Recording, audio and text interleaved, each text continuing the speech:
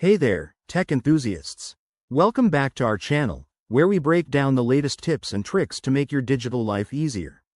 Today, we're diving into how to add DocuSign to Word 2025. If you're someone who deals with contracts, agreements, or any documents that need signatures, integrating DocuSign into Microsoft Word is a game changer. It saves you time, reduces paper waste, and keeps everything secure and electronic. By the end of this video, you'll be adding e-signatures like a pro. Let's jump right in. First things first, make sure you have Microsoft Word installed on your computer.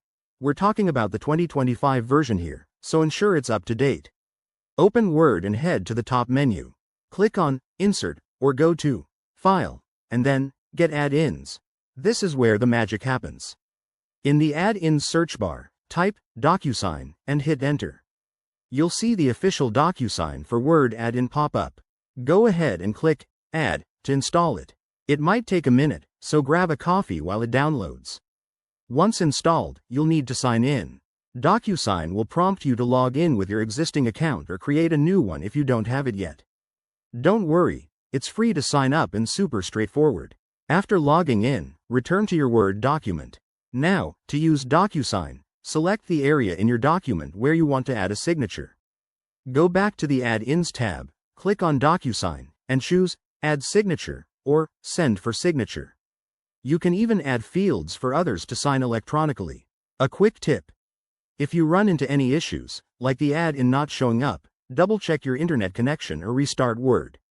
Also, ensure your DocuSign account is verified. It's a common hiccup that a quick email confirmation can fix. This integration works seamlessly with Word's latest features, making collaboration a breeze. There you have it, folks. You've just learned how to add DocuSign to Word in 2025. It's that simple and will revolutionize how you handle documents. If you found this helpful, give it a thumbs up, subscribe for more tech tutorials, and drop a comment below if you have questions. Thanks for watching, and I'll see you in the next one.